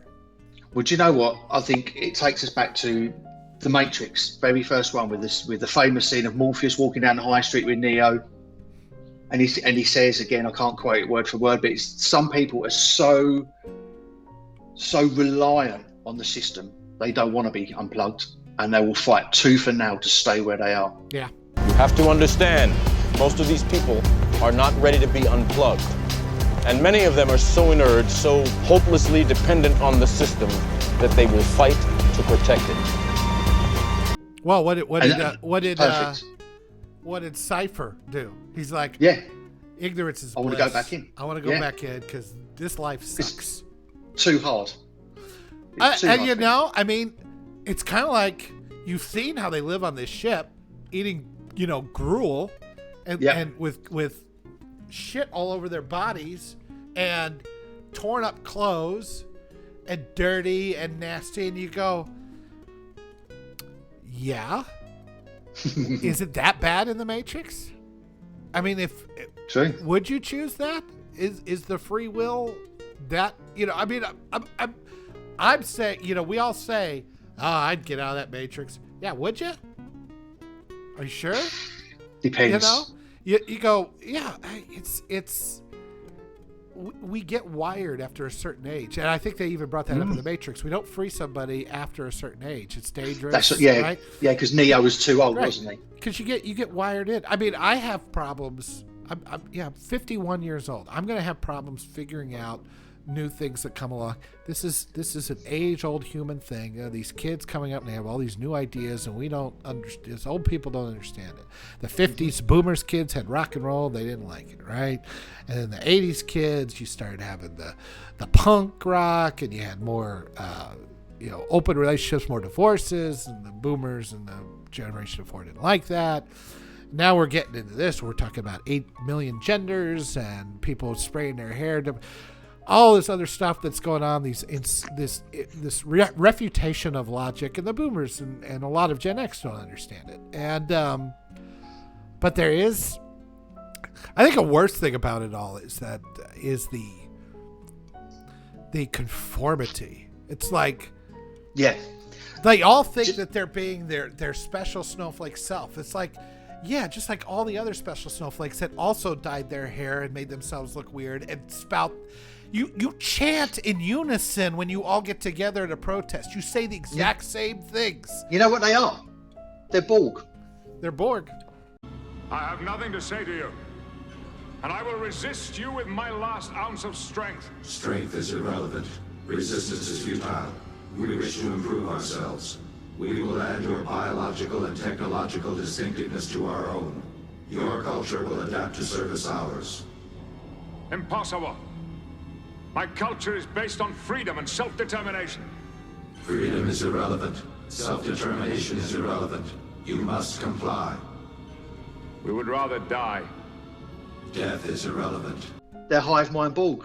It is, but they That's exactly believe what they are. they believe they are so individual and they're Unique. outside of you. They're so Yeah. unique, and it's like, like no, you're not. Yeah. You know what's unique? A guy here in a lousy shirt with no tattoos, just trying to understand things and say, I'm the unique one at this point. I'm the weirdo. Matt hides his tattoos. No, I hide his tattoos. But it's just going back to Star Trek as well. Another thing that I need, because you was talking about obviously the situation we've had from 2020 to 2022, is the fact that they're using this current Star Trek as, with Kirk and Picard, they always looked back on humanity, as I said earlier, to fix other people's problems, learning from our mistakes. Right. But this Star Trek seems to be, again, like most programs, using it for propaganda. And I took because I knew he was having this chat today, and I watched, I think it was episode 3 of Picard, when they first went back in time and landed, and she was saying, who's the one with the beady little eyes? Is it with the blonde hair? The doctor. Agnes. Agnes. She's saying to him, right, you can't take phasers and everything else and stay out of trouble with the police and try not to get injured and go to the hospital and everything. Do you know what she says? And I scream grabbed it. She says, watch out, they can see your ID and vaccination chips. Don't draw attention to yourself. No hospitals, no authorities, no security checkpoints, anything that can scan you. It can find the ID implants and vaccination chips from a future that doesn't exist. Vaccination chips. Like, oh my God. And I was like, oh, that's about as subtle as a fart in a spacesuit. That was ridiculous.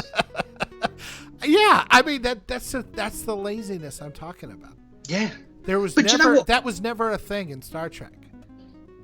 No, it wasn't. They never really used it. They never used it to promote propaganda. They used it to try and better the situation that we found ourselves in at the time. Again, if you look at this is the thing, right? You look at the original Star Trek 60 odd years ago, Black woman Uhura, Japanese Sulu, Russian, what's his bloody name? Chekhov. I'm the same way. I'm getting old. I can't remember shit anymore. Exactly. You've got all those characters, and then you look at even Star Trek Next Generation. You had female admirals. You had women helmsmen. You had black women helmsmen. Well, let's dig into that. Let's dig into that for a second. So, but they carry on like it's like what they're doing is like the first time it's ever been seen. But why? What is the message when Roddenberry puts a very diverse crew onto the bridge of the Enterprise in 1966? What's the message? What is he trying to say? He's trying to say that your skin color is irrelevant. And your gender. And your gender is irrelevant to your ability to do the job. Yep. In Discovery and Picard, your skin color is everything that's important about you. Your gender is everything important about you, not your ability to do the job. Yeah. And so we need to put this stuff in here. And the secondary characteristic, which is clear based on the broken timeline hellhole, is that, and we know that you think it's bad and that you're racist. We don't have to. I mean, they're bigoted against, people like me. Yeah. Right. They believe. That's what's so insulting about it. It's when they first put it in, the message was content of your character, your ability, your talents, that kind of thing. A message I can fully agree on. Now the message is, we're putting this in here because we know you're racist, Yoda. Like, that's a little insulting. I'm not, and I never was, and I know that's why you're doing it, because you look down on me and you think I am something I'm not. Well, go to hell. Yeah. They're using their own inadequacies as a crutch. I haven't succeeded in life because I'm black. I've not been able to do this because I'm a woman. Yeah. Rather than up their game and work out why they didn't get that job, or why they're not quite successful as a in levels of society. What are you doing wrong? Address it and fix it. They're like, well, it's because of that. I can't fix it. Well, and then let's take that one level deeper. The industry that you're talking about, at least Hollywood or the television industry, has had more things like Me Too movements, like Oscars So Black. Like, they're the ones doing the things that they actually are decrying and saying that we're doing. I mean, I don't know if that's projection or what, but apparently they, like, I don't know if this is their own guilt and that's why they shove it all in there, because they are actual racists all the time. Yeah. Well, look at the amount of people that are preaching racism and everything else that have come out, and they're actually, I mean, look at the woman who invented that, Miss Marvel. Yeah. I mean, she's on the verge of being chucked out for sexual harassment. Yeah. Oh, yeah. Yeah, that's right. Unbelievable. Hold on a minute. And again, the other thing is, when the camera's off and Twitter's off, how they act in their regular, nobody, what is character? What you do when no one's looking, right? Yeah, exactly. And apparently when no one's looking, these are awful fucking people. Yeah, they're terrible people. And again, this whole Miss Marvel thing as well. She, a Muslim girl fighting back against oppression and everything else, and the evil white man. Hold on a minute. As far as I can tell, the only people that are oppressing women and gays is people who subject themselves to the religion of Islam. Yeah, I don't think it's America that doesn't let women drive. No. Yeah, exactly. I believe that's Saudi Arabia. Yeah. I believe that's Iran. I'm just... And these people have the absolute audacity to tell us that we're the ones that are wrong. And it's like, well, actually... Well, no. that's that. So let's check that to fear. They know that we aren't actually going to do anything about it. If they go to an Islamic country and said that to those people's faces, they'd be dead before they hit the floor. Exactly. Well, there's the other point, isn't it? And they're too scared. You've got an immigration problem coming over across your borders. We've got one over here in England. Now, if our countries are so systematically racist and sexist and homophobic and transphobic and catphobic and whatever phobias they want to chuck at you because you don't happen to like something. Sure, cats. No. Why is everyone trying to get to our countries if we're so bad? Because I don't see them screaming and trying to get into India or Mexico or Saudi Arabia. Well, then you wonder, it's like, well, why do you have such contradictory thinking? I mean, how do you hold those thoughts in your head? Where does that come from? And I guess, that's where I come back to they're like always in kind of a denial state. They're always kind of in a, it really kind of keeps coming back to laziness and fear. It's just constantly those two things. And I mean, absolutely. Again, we can nibble around. We can talk about this issue or that issue or immigration, all this other stuff. It's like you got to I'm trying to get to the root of why these people believe this is what people are like and what Star Trek is like and all this other stuff. It's like, how does this thinking evolve? How does it come about? It's because they're weak of mind. And it's easier to believe what the narrative and what the talking heads on telly tell you than it is to actually do your own research. That's so what's the solution? I think part of the solution is what Daily Wire is doing. So there's two things Daily Wire is doing. One is that they're setting up their own entertainment industry. Okay. They're making their own movies and that kind of stuff. It's obviously in a fledgling moment right now, but they're not... Right. They're not trying to push insane politics on their movies. They're trying to make actual cultural entertainment. That was the whole point of this site, in my opinion. Every entertainment site I go to is just dripping with politics. And unfortunately, that's some of this discussion has devolved into that. But I mean, I don't want to talk about that stuff. I really don't. I don't want to talk about it. It's unavoidable. I want to talk about. I like the message. The 4-hour talk I had with my buddy Floyd on Star Trek was just two guys yammering about Star Trek, and it was fun. Perfect. Yeah, just fun. Whether or not you had fun watching it, that's I can get it if you didn't, but I don't care. It was fun. I watched them, and I had a lot of fun doing it. But now, everything in Hollywood, every corporation, everybody is putting out. First of all, again, lazy. They put out a tweet that says, "We support trans. Buy our shit." So that's as far as it goes, right? A tweet, and it's not just Hollywood. I mean, it's like every product now has to have. You can't watch a Super Bowl commercial without being very, very important. It's like I just want a funny commercial. Can't you do that? Yeah, yeah. Like, do you remember like the was it the Budweiser adverts? The old what's up? What's up? Just fun, stupid advertising about a beer. There's no messaging in now. Because I don't want to think about this stuff 24 hours a day. No, so it's draining. The Daily Wire had Harry's Razors as their. Oh yes, I saw this. I saw it the other day. And Harry's Razors. Now, look, they don't want to advertise with the Daily Wire anymore. Fine. Just don't. Just pull your advertising and say, we're going to go with someone else. That's it. But no, they had to make a big production out of it. And they had to tell everybody how hateful Daily Wire is. And conversely, everybody that listens to the Daily Wire is a bunch of racist bigots and all that kind of stuff. Just, they have to be insulting about it, right? Mm-hmm. And so the guy that runs the Daily Wire is like, fine. And he makes his own razor company. That's it, Jeremy's Razors. Jeremy's Razors. And so now I'm thinking, okay, I think what's going to happen in the future is that more and more of this separate economy is going to start up, right? Yeah. And they're going to start making things that people want to watch. And as they get further along and as they grow and they start sucking the money from the other companies, and this is going to take decades, okay? Yep. But as they start sucking money from the other companies, which I think is going to happen, at some point, these guys will, because Paramount is run out of money, or 20th Century Fox or Disney is starting to run out of money. I mean, that seems crazy now, but you know what? IBM used to own the microcomputer market. Yeah. They don't make a single PC anymore. So I mean, don't think that this shit can't happen.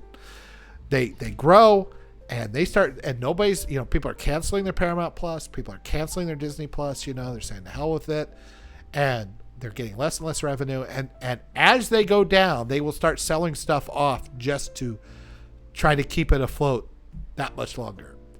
Assuming that they are stupid enough not to actually change their leadership and go in an actual direction that people want to see. Mm-hmm. And over the course of the next few decades, maybe these non-woke companies buy these IPs, reboot them, and put out Trek that we really like again.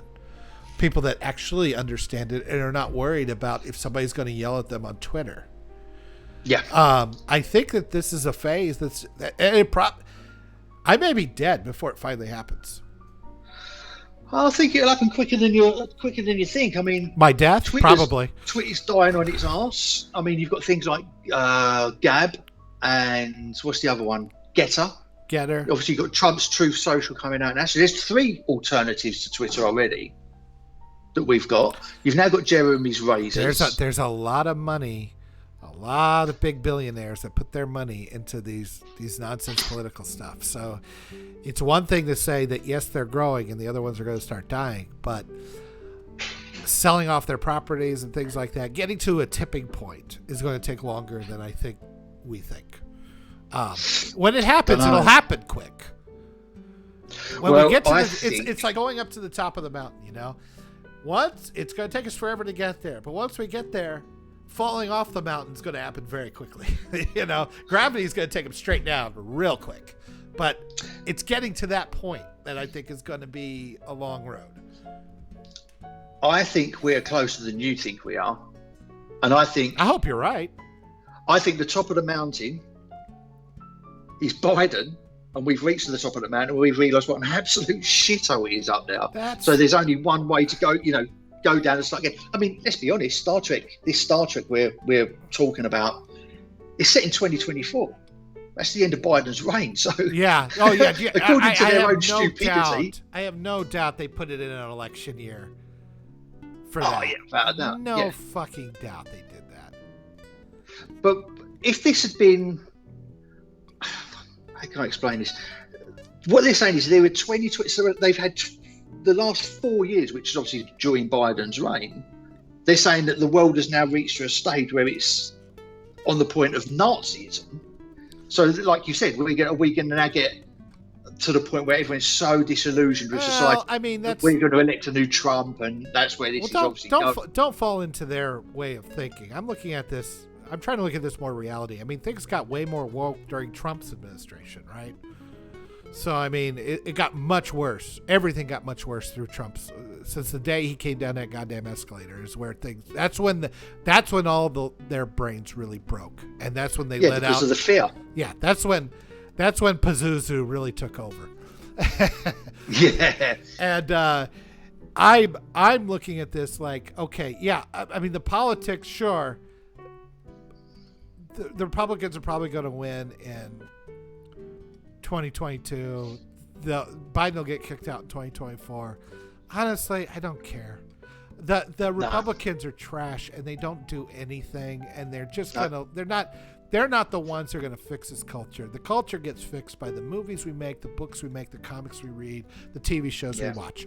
And that part is private, and it's all about money and investments and marketing and things like that. And until enough people, because I mean, I don't know why Twitter suggested to me, probably because I liked some Star Trek tweet once. They suggest nothing but these guys who are absolute shills for Discovery and New Trek. I mean, just sucking the dick like you wouldn't believe, and how much how it's the best Star Trek ever and everything. I'm like, this can't be legitimate. This can't be. You cannot be watching, but maybe it is. Let's just give it the benefit of the doubt and say maybe it is legitimate.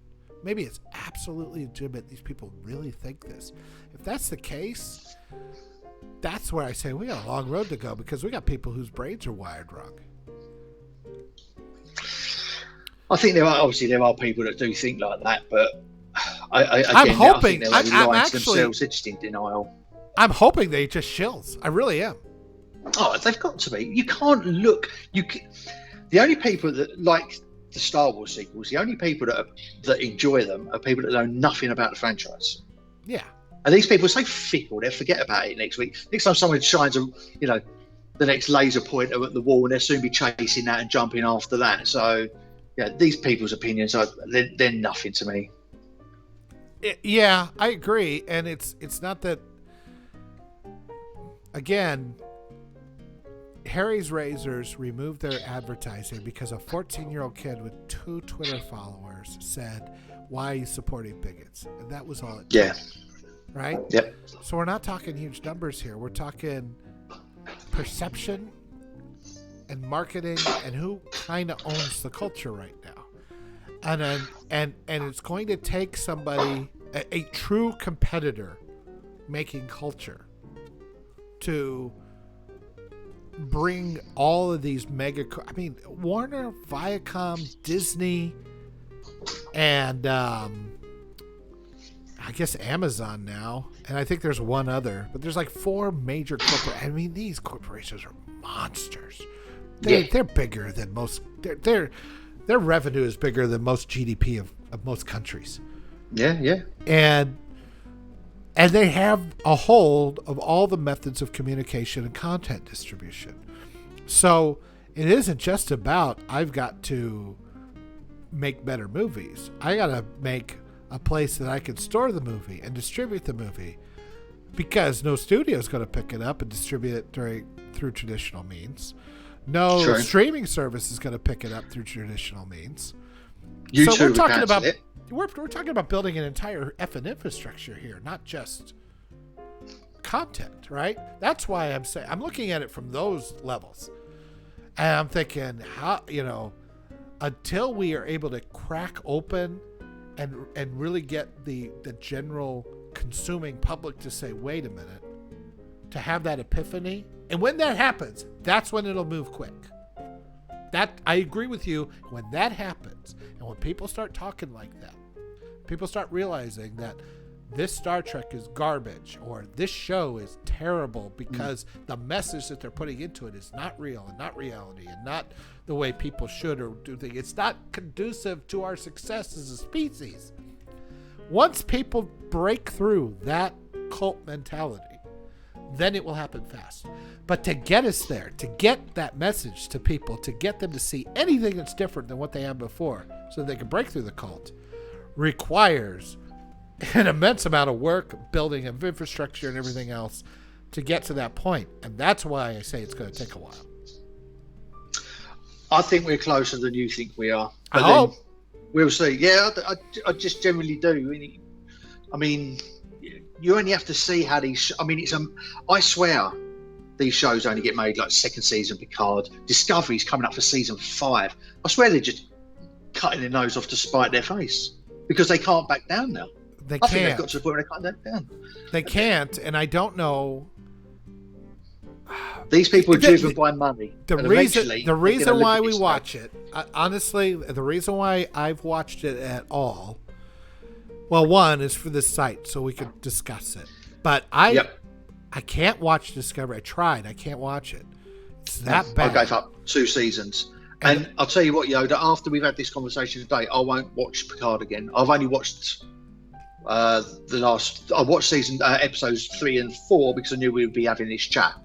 I will probably finish it up so I can I can't do one more of these to more hate watch more than anything. If you want me to watch it to have a hate watch video, then I will. But I'm gonna. It's like watching your wife sleep with another man live on telly. It's like finding your parents' sex tape. It's the worst, and it's like I'm gonna hate watch it and kind of try to come up with an understanding, a better understanding, or kind of.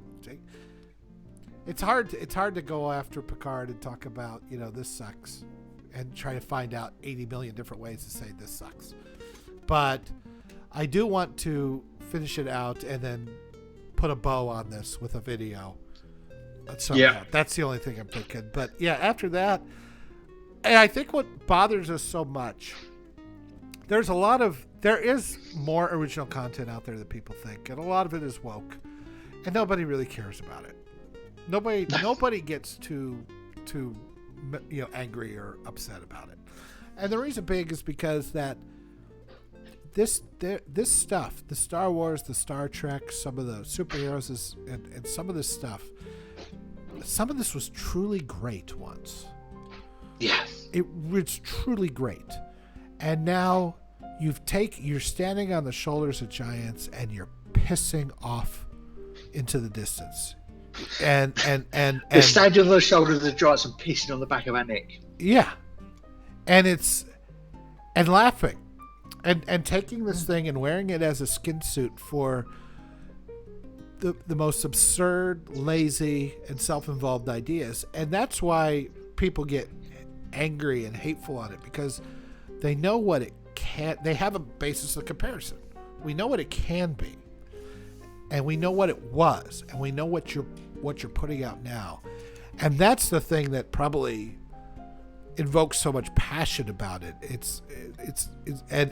Maybe the studios are mistaking that for, make more seasons. They seem to love it. They're watching it, and and that, I guess that's on us to just say, don't watch it anymore. Well, at the end of the day, money talks. And do you honestly think? I mean, look at us. I'm 48. You said you were 51. I think you said. Do you think that in 30 years' time, you're going to have people sitting here recording a video and chatting about how good Discovery was, or how good Picard was, or how good the sequels? They're killing the franchises. They're being short-sighted because they've had 30 odd years out of us, out of our money, out of our dedication, and out of our love. They're not going to get that out of these people. Yeah, so they're being very short-sighted about it. I guess that's kind of like. I guess this is a psychotherapy session for me, because I'm like going. I gotta let go of this thing I love. I just watch the old stuff, but I gotta let go of this thing I love because it's only feeding into the problem. Well, I'll tell you what I've done as well. the Picard, because I've got an Amazon account, because obviously it's easy with the shipping and stuff, so I get Amazon Prime with that. I've not watched one episode of this Picard using my Amazon account. I've watched it on streams that I found online because I don't want to give them my numbers. Yeah, I don't blame you. That's the level I'm at now. I don't blame you at all. I'm kind of like, I'm actually, because it's getting the summer, so I'm going to shave this thing because I get to a point I just can't stand it anymore. I keep doing this shit all the time. And I'm going to get this guy, this Jeremy's razors, because now I have a choice. Yep. And it's just a blade. I mean, it's the most non-political thing in here. It cuts hair on my face. I don't care who makes it, But now I have to care. So, okay, I have a choice. I don't have much of a choice if I want to see an old-fashioned Disney movie, right? Like a Snow White or a Peter Pan or Cinderella or something like that. Or an old-fashioned Pixar movie. Or if I want to watch some of my, the stuff when it was good, they own this. I have to, I don't have a lot of choices. If I want to get something specific, I'm probably going to have to go to Amazon. But if I have a choice, I'm going to try to make the choice and try to give them the least amount of money as possible. I do. I don't subscribe to anything. Mine's all streams online. And I don't care what they think about that, because I'm not giving them my money. Because all the time they've got my money, they can make more crap that I don't like. And they can use that crap to slag me off. Yeah, I'm getting there. And it's a shame because there is some good stuff out there. It's hard to sift through. It's hard to find, but it is out there. Yeah. You just, and I really do want to give everything a fair chance before I assume that I have to crap on it. But that's where I'm at now with Picard. I mean, I can't see any good out of this. I can't see anything that they've done that understands and honors what came before. And it's terrible. Yeah, and shame on you, Patrick Stewart. I'm looking at these people on their Twitter, on the writers and everything. I'm like, they don't, when they're not talking about politics, they don't seem like horrible people. Hey, I miss my friend. I hope these people are doing good over here. Nice tweets. I don't know them in real life or anything. I'm just going by what I'm seeing. But I mean, when they're not talking about politics, they're not saying anything that's like horrifyingly bad. Some of them are. One or two of them were, but the rest of them are not. Or they're just pimping their shows. Fine. They're marketing themselves. I don't care. But, I'd like to think that they're just weak and misled and a bit lazy and not truly evil. But there are some that are pushing this somewhere that are truly evil. Yeah. And they know that they're rewiring people's brains for consumption. And it's like, that's why I wanted to have this long discussion to work through all this stuff. And, I know it's not our mostly fun talk about movie stuff. We went into a lot of detail, and I will probably, if you guys want it, I will do one more to put a bow on this whole thing at the end of it. If you say, I think you've said everything, then I'm going to drop Picard and be done with it. Do it. So comment below, whether it's on the website, lastmovieoutpost.com, or on this video. Comment below and tell me if you want to see any more of this, or if you're like, nope, you've done it all. I don't think there's much more I can say at the end of this that I would say now. I'm dropping it, even though I'm just dropping it. I'm done with it. Yeah. And I'll tell you what, anyone else that is watching this and you haven't seen Picard and you are a Star Trek fan, watch episode 4 of season 2 of Picard. I think it's about 5 or 6 minutes in.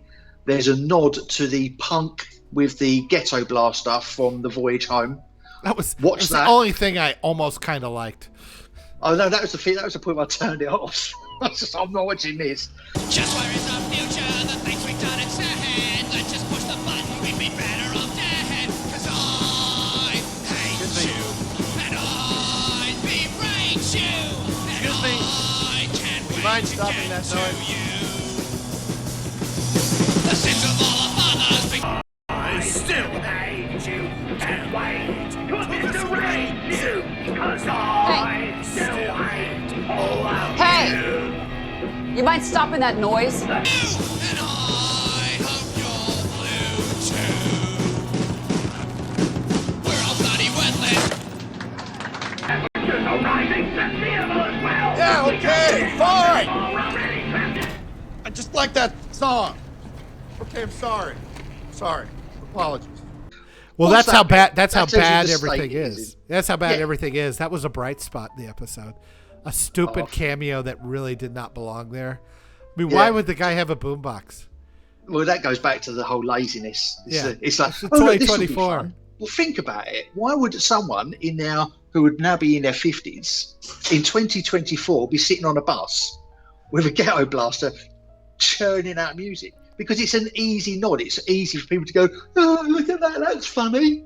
No, it's not funny. It's insulting. It's lazy. Yeah. There should have been a better way of coming up with it. I do admit I did like his reaction where he's like, yeah, I'll turn it off. I'm sorry. I just like the song. I'm sorry to bother you. Because he touched his neck. He touched his neck. He's like, I ain't going through that shit again. Yeah. Like 30 years later, you still remember that. Okay. I'll give him credit for that little bit, but I just thought the whole scene was just easy. It was just too easy. Yeah, it was. And I was more pissed off about shooting the window. Yeah. Oh, and here's the one thing this is the last one that I thought this is so beyond stupid. Why was it on Next Generation called 10 Forward? Oh yeah, we call it Deck 10. Deck 10, and it was at the frontmost part of the saucer. Yeah. 10 Forward, which is a nickname they gave it because it was on Deck 10. It was at the front post of the saucer.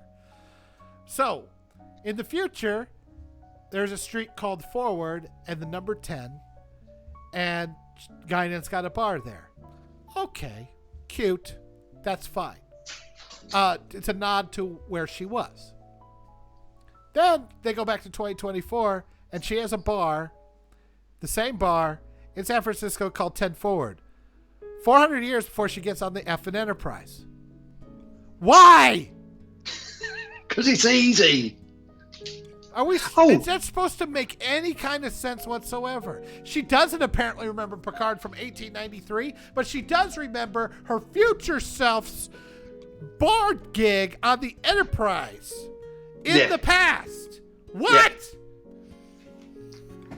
I know. And you're near an immortal, and your whole life consists of serving beers in a bar. You've really achieved something now. And I'll tell you what, Yoda, just so people don't think it's just two grumpy old men bitching about, being hounded. Well, it is, but it's not just the desecration of the alpha white male. They're doing it to the women as well. Look at 7 of 9. Now, my wife is literally 5 foot opposite me, so I've got to dodge a flying cup of tea coming at me in a minute. But if you go back to Star Trek Voyager, 7 of 9, she was an absolute weapon of a woman. She was every young man's fantasy. Now you look at her, and now she's just a miserable lesbian. Part-time lesbian. She's not even a full-time lesbian. Yeah. So they're not content with just destroying the likes of Kirk and Picard. They're destroying women. She's a neurotic basket case. She was practically Spock on Voyager. Strong, logical, thoughtful, sexy as hell. Direct. And, yep. Didn't have any time for the mama. Now she's a neurotic housewife, basically, without a husband. Exactly. That's really, that's kind of sad. Yeah. Why are you doing that to her? Why? So it's not just us. It's not just the men they're destroying. They're destroying the women as well. Yeah. Well, I mean, like Rafi, like the guy dies, Elnor dies. Yeah. And Rafi becomes a complete utter basket case, right? The Queen is the only known link that we have with the fissure in time, and we are helpless until she is revived. You're kidding me. You want to wait around and nurse her back to life? Rafi, I know what you are feeling. I promise you don't. Because what I'm feeling right now is intense shock, disappointment in leadership. Yep. And it's like, that's not, I keep thinking back, because there's obviously some nods to this. I keep thinking back when Kirk and company went to 1986, right? It's like, okay, you do this, you do this, you do this. Everybody's like, yes, sir, we know our jobs are going to get it done. They got it done. There were some funny little moments in there because of the fish out of water stuff, but none of it was like they all knew what they had to do, and that was the top priority, not turning into an absolute basket case. I mean, is that supposed to be a strong female character? Who, that Rafi? Yeah. Is that what they believe is a strong female character? Because that was as weak as I could think of. That was a reaction as weak as weak could be. And let's be honest, she's got to be in her 40s in this show, and she's not in control of her own emotions. None. I mean, listen, I used to be a very angry young man, but now I'm 48. I'm more chilled out. I'm more relaxed. I look at some of the things. My wife's standing now with her mouth agape for what I'm about to say. I'm much more chilled out now. Oh, I'm 48 in a couple of months, whatever. But the things that used to bother me, now I'm just like, I don't even pay them attention. Well, I couldn't imagine of being that angry anymore. And I know she's apparently just lost this, this so-called a relationship but... that apparently completely happened off screen. Yeah, you would think Picard would get more upset about it. Oh, he's just do you know what? It should be called Star Trek Biden. He's just a dithering old man with a weak little voice who just mumbles around. Ooh. The show's dead. Get rid of it. Don't watch any more Yoda. Spare yourself. Yeah, I probably will, but and why do we get so passionate about it? Because we knew Picard as a character. We knew what he was, what he stood for, and how he went about his business, and what a strong force he was. I mean, some of the shows that they did back then were so brilliant. I mean, I think about A Measure of a Man or The Drumhead or some of these. Yeah, you could count on a Picard speech to really just change things. He was so eloquent and well done. And that was the writers who were clearly eloquent and understood things. Yeah, and now, he had a shitty life as well. Picard's had a shitty life. You had the Four Lights or whatever it was. Can't remember the episode. Yeah. He had the one where he lived out an entire lifespan in about a minute, where he had children and grandchildren. Obviously, the whole Borg situation. Yep. And he always pulls through. And it goes back to what you said about your granddad. He's got this fucking mix-a-plick that won't leave him the fuck alone. And you go back to what you said about your granddad, the things he saw. My granddad was a prisoner in Japan in World War II. He was a prisoner for 3 years. Obviously, he come home. He survived. He come home. He had emotional scars, but he never spoke about them. And he got on with his life. And do you know what he did when he was in his 80s? He'd done a scholarship. He did at home, because obviously he couldn't go to university or anything at his age. He'd done a scholarship and taught himself English literature. Yeah, I mean, I think men. The hardships make you stronger, make you better.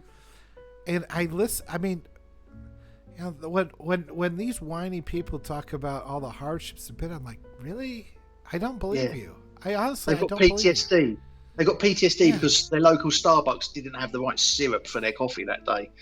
Like triggering used to be like some guy came back from Vietnam who had seen his buddy's face caved in by a mortar shell. Who he was just talking to 5 seconds before and had been in the middle of firefights. And so when he got home, a loud car bag would trigger him and take him back to that time. Fine. And yet he would never actually say the word "I'm triggered." He would never actually use that language. It would just happen to him. He didn't want it. He didn't revel in it. He didn't let everybody in the world know about it. That was exactly. That's real problems. And so I listen to these people with their made up fake problems that they bring upon themselves. I'm just going, oh, your parents weren't always nice to you? Welcome to the freaking club. Yeah, exactly. These people have got no idea. They live in a sheltered little world. Yeah. And so they're so frightened of everything. And then you add on the laziness, because with the gadgets, everything's so easy.